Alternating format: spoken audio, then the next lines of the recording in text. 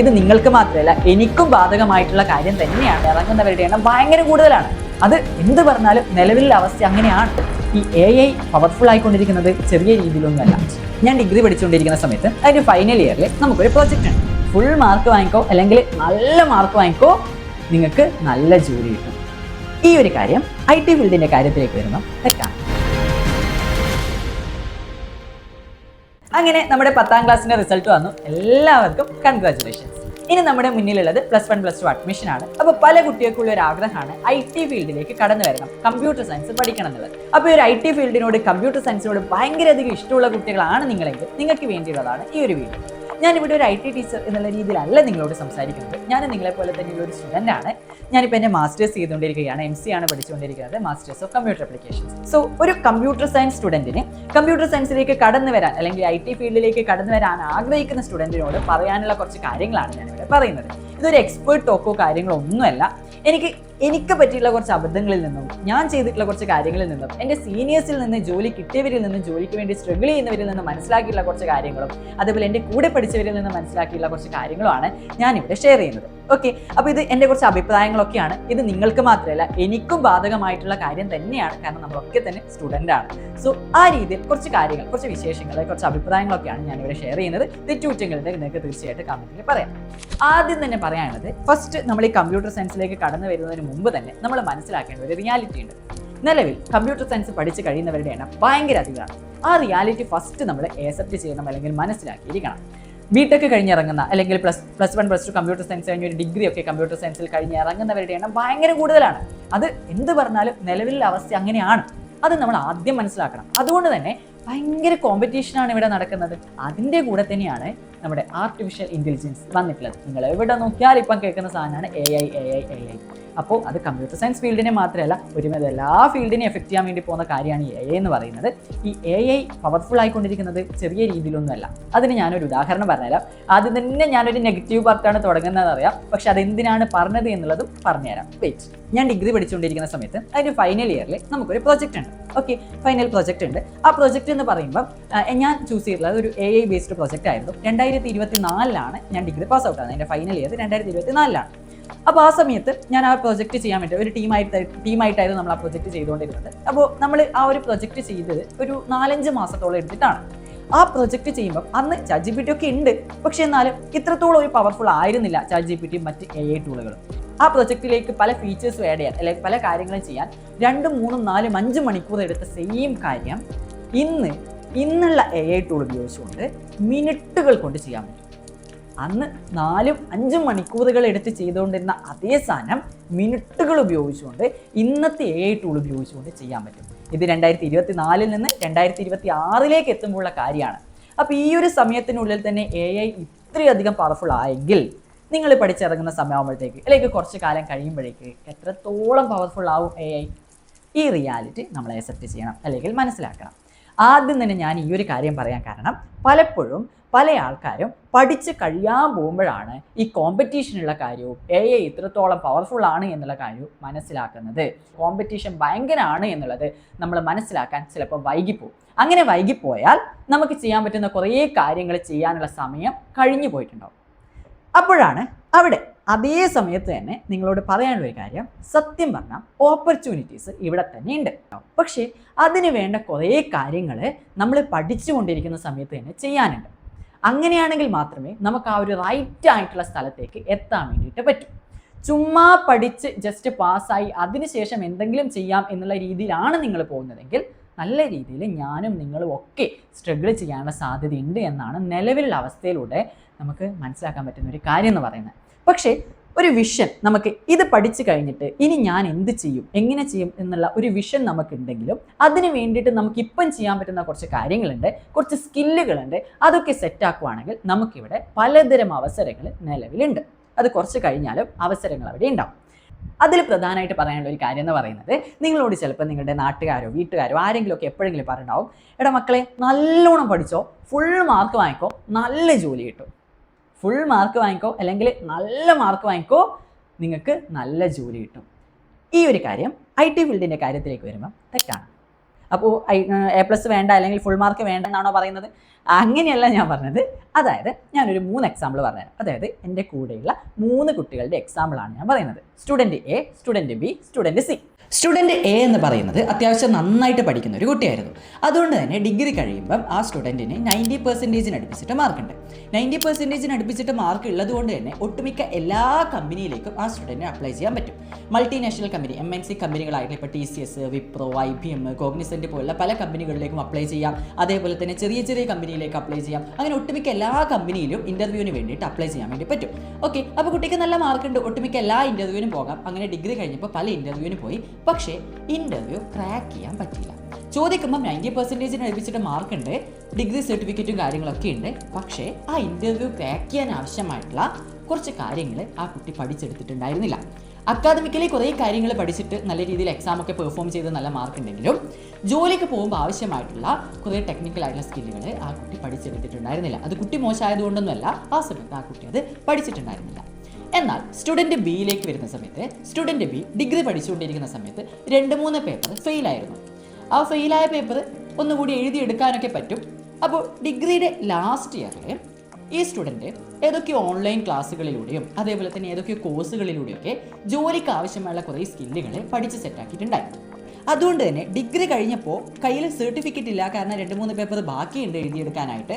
അതുകൊണ്ട് തന്നെ കുറച്ച് സ്ട്രഗിൾ ഉണ്ട്, കാരണം പല കമ്പനികളും അപ്ലൈ ചെയ്യാൻ പറ്റുന്നില്ല. ഡിഗ്രി ഇല്ല എന്നൊരു കാരണം കൊണ്ട്, ഡിഗ്രിക്ക് ഇത്ര % മാർക്കില്ല അല്ലെങ്കിൽ ഡിഗ്രി പാസ്സായിട്ടില്ല എന്നൊരു കാരണം കൊണ്ട് പല കമ്പനികളിലും അപ്ലൈ ചെയ്യാൻ പറ്റുന്നില്ല എന്നതൊരു ബുദ്ധിമുട്ട് തന്നെയായിരുന്നു. പക്ഷേ +2 മതി എന്ന് പറയുന്ന ചില കമ്പനികളുണ്ട്.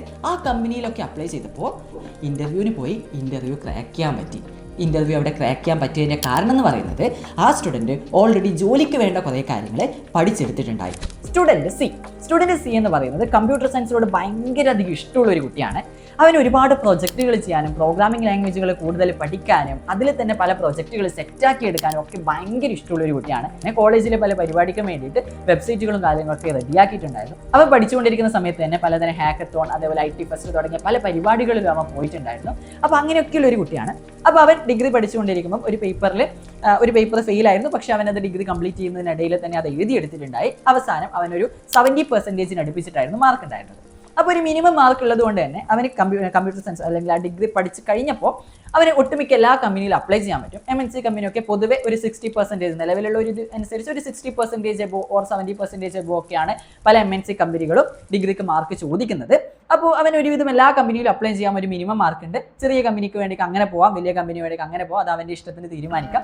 അത് കൂടാതെ അവൻ ഓൾറെഡി ഒരുപാട് പ്രൊജക്റ്റുകളും കാര്യങ്ങളൊക്കെ ചെയ്ത് പഠിക്കുന്ന സമയത്ത് തന്നെ പല സ്കില്ലുകളും റെഡിയാക്കി വെച്ചത് കൊണ്ട് തന്നെ അവൻ ഒട്ടുമിക്ക കമ്പനിയിൽ പോകുമ്പോഴും അവിടെയൊക്കെ ജോലി കിട്ടാനുള്ള സാധ്യത കൂടി അവൻ ഇഷ്ടപ്പെട്ട കമ്പനിയിൽ അവന് ജോലി കിട്ടുകയും ചെയ്തു.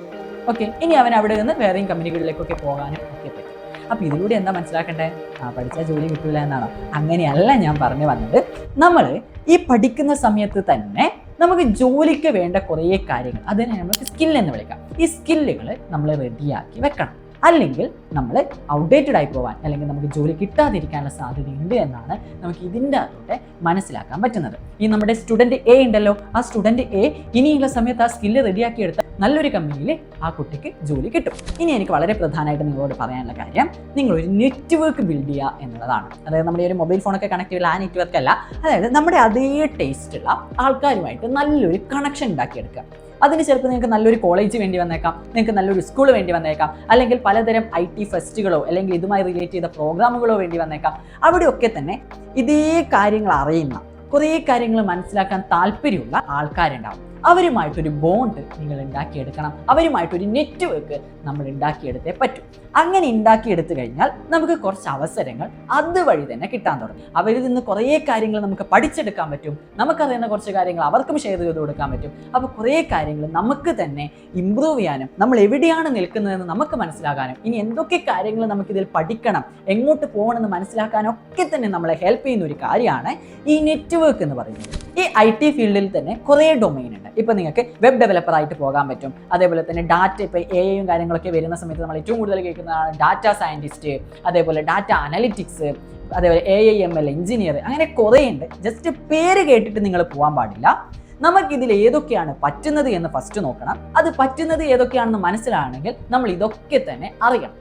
ഇതിൻ്റെയൊക്കെ തന്നെ ബേസിക്സ് എങ്കിലും നമ്മൾ അറിയാൻ വേണ്ടി ചെയ്യണം. അറിയണമെങ്കിൽ നമ്മൾ എന്ത് ചെയ്യണം? പഠിക്കണം. പഠിക്കാൻ വേണ്ടിയിട്ടുള്ള റിസോഴ്സ് എവിടെയുണ്ട്? യൂട്യൂബിലുണ്ട്. നിങ്ങൾക്ക് ഏതൊക്കെ ഡൊമൈനാണ് കുറച്ച് താല്പര്യമുള്ളതെന്ന് അറിയണമെങ്കിൽ ഈ ഡൊമൈനിലൊക്കെ തന്നെ എന്തൊക്കെയാണ് ചെയ്യുന്നതുള്ള കാര്യങ്ങൾ നിങ്ങൾ ചെയ്ത് നോക്കാം. ഫുള്ള് ചെയ്യാന്നല്ല, കുറച്ച് കാര്യങ്ങളൊക്കെ നിങ്ങൾ യൂട്യൂബൊക്കെ നോക്കി പഠിച്ച് ചെയ്യാൻ നോക്കുക. അപ്പോൾ നമുക്ക് മനസ്സിലാവും ഇതിൽ ഏതിലാണ് എനിക്ക് ബുദ്ധിമുട്ടുള്ളത്, ഇതിൽ ഏതാണ് എനിക്ക് നന്നായിട്ടൊന്ന് ശ്രമിച്ചാൽ നമുക്ക് ഇമ്പ്രൂവ് ചെയ്ത് നല്ല രീതിയിൽ എനിക്ക് കുറേ കാര്യങ്ങൾ അതിലേക്ക് കൊടുക്കാൻ പറ്റുന്നത്, ഏത് ചെയ്താലാണ് എനിക്ക് ഒട്ടും പറ്റാത്തത്. ഈ കാര്യങ്ങൾ നമ്മൾ തന്നെ മനസ്സിലാക്കുക. എന്നിട്ട് നമുക്ക് കുറച്ച് നന്നായിട്ട് എഫേർട്ട് എടുത്തു കഴിഞ്ഞാൽ എന്തെങ്കിലുമൊക്കെ ആ ഫീൽഡിൽ ചെയ്യാൻ പറ്റുമെന്ന് തോന്നുന്ന, അല്ലെങ്കിൽ ആ ഡൊമൈനിൽ എന്തെങ്കിലുമൊക്കെ ചെയ്യാൻ പറ്റുമെന്ന് തോന്നുന്ന ഒരു ഡൊമൈൻ ചൂസ് ചെയ്തിട്ട് അതിൽ അത്യാവശ്യം നന്നായിട്ട് പഠിച്ച് അതിൽ തന്നെ എയും കാര്യങ്ങളൊക്കെ ഉപയോഗിച്ച് ചെയ്യുകയാണെങ്കിൽ നമുക്ക് കുറേ കാര്യങ്ങൾ അവിടെ ചെയ്യാൻ ചിലപ്പോൾ പറ്റിയേക്കാം. ഇപ്പം ചിലപ്പോൾ ടീച്ചിങ് ആണ് നിങ്ങൾക്ക് ഇഷ്ടമെങ്കിൽ കമ്പ്യൂട്ടർ സയൻസ്, അതിൽ നമുക്ക് എന്തൊക്കെ ചെയ്യാൻ പറ്റും തുടങ്ങിയ കാര്യങ്ങൾ നോക്കാം. ഇനിയിപ്പോൾ ഒരു ഇപ്പോൾ ഡാറ്റ സയൻസ് ആണ് നിങ്ങൾക്ക് ആഗ്രഹമെങ്കിൽ ആ ഡാറ്റ സയൻസിൽ നമുക്ക് അത് ചെയ്ത് നോക്കണം. അതിലിപ്പോൾ ഡാറ്റ സയൻസ് എന്ന് പറയുമ്പോൾ ആ പേരല്ല, അതിനേക്കാൾ അപ്പുറം അതിൽ എന്തൊക്കെ പഠിക്കാൻ, അത് മാത്സും കാര്യങ്ങളൊക്കെ വരും. അപ്പോൾ അതിനെപ്പറ്റിയൊക്കെ നല്ലൊരു ധാരണ നമുക്ക് ഉണ്ടാവണം. അത് ചെയ്ത് നോക്കിയാലാണ് നമുക്ക് അതിനെപ്പറ്റി മനസ്സിലാക്കാൻ വേണ്ടിയിട്ട് പറ്റുന്നത്. ഇനി നമുക്ക് +1 +2 വരാം. +1 +2 വരുന്ന സമയത്ത് നമുക്ക് എന്തൊക്കെ സബ്ജക്റ്റുകളാണ് പഠിക്കാനുള്ളത്? ഒന്ന് നമ്മുടെ കമ്പ്യൂട്ടർ സയൻസ്, പിന്നെ കെമിസ്ട്രി, ഫിസിക്സ്, മാത്സ്, പിന്നെ ഇംഗ്ലീഷ്, പിന്നെ നിങ്ങൾ ചൂസ് ചെയ്യുന്ന ലാംഗ്വേജ്. ഇത്രയാണ് നമുക്ക് പഠിക്കാനുണ്ടാവുക. പിന്നെ നമ്മൾ മനസ്സിലാക്കേണ്ട ഒരു കാര്യം, കുറേ ജോലി ഇവിടെ മുന്നിലുണ്ട്, അതിലേതെങ്കിലും ഒരു ജോലി കിട്ടുക എന്നതായിരിക്കരുത് എൻ്റെയും നിങ്ങളുടെയും ലക്ഷ്യം. നമുക്ക് ഈ ഒരു IT ഫീൽഡിൽ നമുക്ക് ചെയ്യാൻ പറ്റുന്ന കാര്യങ്ങൾ എന്തൊക്കെയാണെന്നുള്ളത് ഞാനും നിങ്ങളും മനസ്സിലാക്കണം. എന്നിട്ട് അതിൽ നമുക്ക് എന്തൊക്കെ കാര്യങ്ങളാണ് ഇവിടെ ചെയ്യാൻ പറ്റുക എന്നുള്ള കാര്യങ്ങൾ നമ്മളൊന്ന് ട്രൈ ചെയ്ത് നോക്കണം. അങ്ങനെയാണെങ്കിൽ പല കമ്പനികളിലും നമുക്ക് ചിലപ്പോൾ അവസരം കിട്ടാനുള്ള സാധ്യതയുണ്ട്. ഓക്കെ, അല്ലാതെ എന്തെങ്കിലും ഒരു ജോലി ഉണ്ടാവും, എവിടെയെങ്കിലും വേക്കൻസി ഉണ്ടാവും, അവിടെ പോയിട്ട് അവിടെ നിന്ന് എന്തെങ്കിലും പഠിച്ച് ചെയ്യാം എന്നുള്ള രീതിയിലാണെങ്കിൽ ചിലപ്പോൾ എയും കാര്യങ്ങളൊക്കെ നമ്മളെ റീപ്ലേസ് ചെയ്യും. അപ്പോൾ നമ്മൾ മെയിനായിട്ട് ശ്രദ്ധിക്കേണ്ട കാര്യം, ഈ കാര്യങ്ങളെ പറ്റി മനസ്സിലാക്കിയിട്ട് നമുക്ക് എന്തെങ്കിലും ഈ ഫീൽഡിൽ എന്തെങ്കിലും ചെയ്യാൻ പറ്റുമോ എന്ന് നോക്കിക്കഴിഞ്ഞാൽ നമുക്ക് പലപ്പോഴും ഓപ്പർച്യൂണിറ്റീസ് കിട്ടാനുള്ള സാധ്യതയുണ്ട് എന്നുള്ളത് നമ്മുടെ സീനിയേഴ്സിൽ പലർക്കും ജോലി കിട്ടിയതിൽ നിന്നൊക്കെ മനസ്സിലാക്കിയ ഒരു കാര്യമാണ്. ഓക്കെ, ഇനി വളരെ പ്രധാനപ്പെട്ട ഒരു കാര്യം, IT ഫീൽഡിലേക്ക് കടന്നു വരാൻ ആഗ്രഹിക്കുന്ന എല്ലാവരും, അത് ഒട്ടുമിക്ക IT ഫീൽഡ് എന്നല്ല ഏത് ഫീൽഡിലേക്ക് പോകാൻ ആഗ്രഹിക്കുന്നവരും ഫസ്റ്റ് നമ്മൾ സെറ്റാക്കി എടുക്കേണ്ട ഒരു കാര്യമാണ് കമ്മ്യൂണിക്കേഷൻ സ്കിൽ എന്ന് പറയുന്നത്. +1 +2 സമയത്ത് തന്നെ നമ്മൾ സെറ്റാക്കാൻ വേണ്ടി ട്രൈ ചെയ്യേണ്ട ഒരു കാര്യമാണ് കമ്മ്യൂണിക്കേഷൻ സ്കിൽ. നിങ്ങൾക്കൊരു ടാസ്ക് തന്നാൽ, നിങ്ങൾക്കൊരു പ്രൊജക്റ്റ് തന്നു കഴിഞ്ഞാൽ അത് മറ്റുള്ളവർക്ക് പറഞ്ഞു കൊടുക്കാൻ വേണ്ടിയിട്ട്, നല്ല രീതിയിൽ അത് പ്രസൻറ്റ് ചെയ്യാൻ വേണ്ടിയിട്ട്, ഒരു പ്രോബ്ലം വന്നാൽ അങ്ങോട്ടും ഇങ്ങോട്ടും അത് കമ്മ്യൂണിക്കേറ്റ് ചെയ്ത് അതിന് വേണ്ട കാര്യങ്ങൾ ചെയ്യാൻ വേണ്ടിയിട്ട് ഒരു കമ്മ്യൂണിക്കേഷൻ സ്കില്ല് നമുക്ക് എന്തായാലും ഉണ്ടായിരിക്കണം. അതിൻ്റെ കൂടെ തന്നെ ഇംഗ്ലീഷ് ആഡ് ചെയ്യുക എന്നുള്ളതും ഭയങ്കര ഇമ്പോർട്ടൻ്റ് ആണ്. ഇപ്പം സത്യസന്ധമായിട്ട് പറഞ്ഞാൽ ഞാനൊരു മലയാളം മീഡിയം സ്റ്റുഡൻ്റ് ആയിരുന്നു. അതുകൊണ്ട് എനിക്ക് ഭയങ്കര ഇംഗ്ലീഷ് ബുദ്ധിമുട്ടായിരുന്നു, ഫ്ലുവൻ്റ് ആയിട്ട് സംസാരിക്കാൻ നല്ല ബുദ്ധിമുട്ടായിരുന്നു. എന്ന് വെച്ച് ഞാനൊരു ഇൻ്റർവ്യൂവിന് പോകുന്ന സമയത്ത് ഞാൻ മലയാളം മീഡിയം സ്റ്റുഡൻ്റ് ആണെന്ന് പറഞ്ഞ വലിയ കാര്യമുണ്ടോ? ഇല്ല, അതൊന്നും ഒരു എക്സ്ക്യൂസ് അല്ല. നമ്മുടെ ഒരു ഫീൽഡിൽ നമുക്കൊരു നെഗറ്റീവ് ഉണ്ടെങ്കിൽ അത് നമ്മുടെ ഫീൽഡിൽ ആവശ്യമാണെങ്കിൽ നമ്മൾ ആ നെഗറ്റീവ് എങ്ങനെയെങ്കിലും ഒന്ന് സോൾവ് ചെയ്ത് അത് മാറ്റിയെടുത്തേ പറ്റൂ, വേറെ വഴിയൊന്നുമില്ല. അപ്പോൾ ഞാൻ എൻ്റെ നിലവിലുണ്ടായിരുന്ന ഇംഗ്ലീഷിൽ നിന്നും തൊട്ടടുത്ത ഒരു സ്റ്റേജിലേക്ക് എത്താൻ വേണ്ടി എന്നെ ഹെൽപ്പ് ചെയ്ത കുറച്ച് കാര്യങ്ങളുണ്ട്. ഇന്നും ഞാൻ നല്ല ഫ്ലുവൻ്റ് ആയിട്ട് ഇംഗ്ലീഷ് പറയുന്ന ഒരാളല്ല, ഞാൻ ഇപ്പോഴും ഇംഗ്ലീഷ് ബെറ്റർ ആക്കാൻ വേണ്ടി ശ്രമിച്ചുകൊണ്ടിരിക്കുന്നതാണ്. പക്ഷേ എന്നാലും നമുക്ക് ഇമ്പ്രൂവ് ചെയ്തല്ലേ പറ്റൂ. സോ ഇപ്പം തന്നെ നിങ്ങൾക്ക്, ഇപ്പം ഞാൻ ഈ ഡിഗ്രി ഒക്കെ കഴിയുന്ന സമയത്ത് എനിക്ക് പലപ്പോഴും ഇംഗ്ലീഷ് പഠിച്ചെടുക്കാൻ വേണ്ടി ഒരുപാട് സ്ട്രഗിൾ ചെയ്യേണ്ടി വന്നിട്ടുണ്ട്. ആ ഒരു സ്ട്രഗിൾ നിങ്ങൾക്ക് വരണ്ട എന്നാണെങ്കിൽ +1 +2 സമയത്ത് തന്നെ നല്ല രീതിയിൽ ഇംഗ്ലീഷും കാര്യങ്ങളൊക്കെ പഠിച്ച് സെറ്റാക്കി. ഇംഗ്ലീഷ് കാര്യങ്ങൾ പഠിക്കുക വെച്ചാൽ എഴുതി പഠിക്കാൻ തുടങ്ങിയ കാര്യങ്ങളല്ല, നമുക്ക് ഫ്ലുവൻ്റ് ആയിട്ട് സംസാരിക്കാൻ വേണ്ടിയിട്ട്, നമ്മൾ വിചാരിക്കുന്ന ഒരു കാര്യം മറ്റുള്ളവർക്ക് മനസ്സിലാക്കാൻ പറ്റുന്ന രീതിയിൽ സംസാരിക്കാനുള്ള ആ ഒരു ഇംഗ്ലീഷ് സെറ്റാക്കണം. അതിനെക്കുറിച്ച് ഇന്നത്തെ എയും കാര്യങ്ങൾക്ക് ഉപയോഗിച്ചുകൊണ്ട് തന്നെയുള്ള, അല്ലെങ്കിൽ പല ആപ്ലിക്കേഷൻ ഉപയോഗിച്ചുകൊണ്ടുള്ള ട്രിക്കുകളും കാര്യങ്ങളൊക്കെ ഉണ്ട്. അത് നമുക്ക് സെപ്പറേറ്റ് ആയിട്ട് ഒരു വീഡിയോയിൽ ചെയ്യാൻ പറ്റും. സോ കമ്മ്യൂണിക്കേഷൻ സ്കില്ല്, സ്മാർട്ടായിട്ട് കാര്യങ്ങൾ സംസാരിക്കാനും അതേപോലെ കുറച്ച് ആൾക്കാരുടെ മുന്നിൽ കാര്യങ്ങൾ സംസാരിക്കാൻ തുടങ്ങിയ കാര്യങ്ങൾ, ആ ഒരു സ്കില്ല് ഭയങ്കര ഇമ്പോർട്ടൻ്റ് ആണ്. ഈ ഒരു വീഡിയോയിൽ മുഴുവനായിട്ട് നമ്മൾ പറഞ്ഞ കാര്യം എന്ന് പറയുന്നത് ഏറ്റവും പ്രധാനമായിട്ട് ഇവിടെ കോമ്പറ്റീഷൻ ഉണ്ട് എന്നുള്ള കാര്യങ്ങൾ നമ്മൾ മനസ്സിലാക്കുക.